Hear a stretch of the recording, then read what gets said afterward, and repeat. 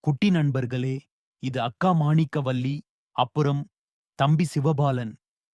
இருவரும் ஒரே வீட்டில் இருந்தாலும் அவரவர் கைபேசிக்குள் தனித்தனியே வாழ்ந்து கொண்டிருந்தனர். அப்போது அவர்களுக்கு பின்னாலிருந்து ஒரு அன்பான குரல் கேட்டது. இருவரும் தங்கள் கைபேசிகளை எடுத்துக்கொண்டு சாப்பிடப் போனார்கள். அப்போது அவர்களின் பாட்டி சொன்னார்கள், "கொஞ்சம் நில்லுங்க. தொலைக்காட்சியையும் கைபேசியும் பார்த்துக்கிட்டே சாப்பிட்டா அது ஆரோக்கியமான செயலில்லை. உணவின் சுவை தெரியாது. உண்ட உணவும் உடலில் சேராது.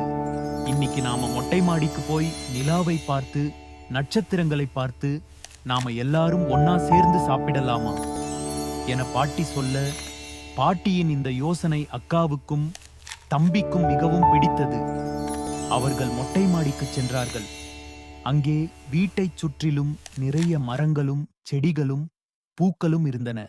நிலா வெளிச்சம் அந்த பசுமையான சூழலில் இன்னும் அழகாகத் தெரிந்தது.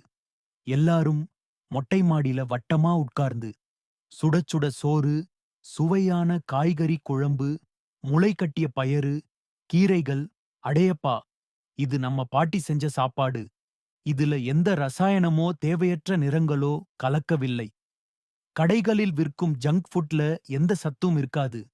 அதெல்லாம் உடலுக்கு கெடுதல் மட்டுமே செய்யும்.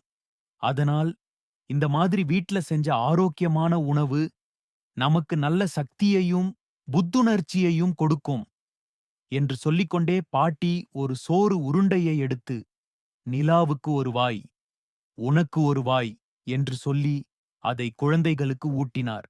மாணிக்கவல்லியும் சிவபாலனும் நிலாவை அண்ணாந்து பார்த்து சிரித்துக்கொண்டே ரசித்து ருசித்து சாப்பிட்டார்கள். அப்போது ஒரு குறும்புக்கார பூனை வந்தது.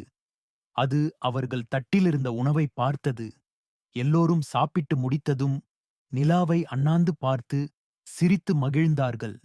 கைபேசிகள் இல்லாமல் அவர்கள் மிகவும் சந்தோஷமாக இருந்தார்கள். அவர்கள் கையில் ஒரு தட்டு இருந்தது. அதில் ஆரோக்கியமான உணவுகள் இருந்தன. இனிமேல் ஆரோக்கியமான உணவுகள்தான். கைபேசி, தொலைக்காட்சி பார்க்காமல் சாப்பிடுவோம் அப்படின்று இருவரும் பாட்டியிடம் சொன்னார்கள். எவ்வளவு அருமையான அனுபவம்! நிலா சோறு சாப்பிட்டதில்ல அவ்வளவு சந்தோஷம். தொலைக்காட்சி, கைபேசி இல்லாம அன்பானவங்க கூட சேர்ந்து ஆரோக்கியமான உணவ சாப்பிட்டப்போ அந்த நொடியே ஒரு பெரிய சொர்க்கம் மாதிரி இருந்துச்சு. இனி ஒவ்வொரு நாளும் ஒருவேளை உணவையாவது இப்படி மகிழ்ச்சியா சாப்பிடுவோம்னு முடிவு எடுத்து, நீங்களும் உங்கள் குடும்பத்தோட இப்படி சாப்பிட்டு பாருங்க. ஒவ்வொரு நாளும் ஒரு நிலா சோறு திருவிழா மாதிரி தான் இருக்கும் இல்லையா குட்டி நண்பர்களே? இது ஹேப்பி கிட்ஸ் வின் சேனல். குழந்தைகளுக்கான மகிழ்ச்சியான உலகம். நல்லா சாப்பிடுங்க. அடுத்த பதிவில் மீண்டும் சந்திப்போம்.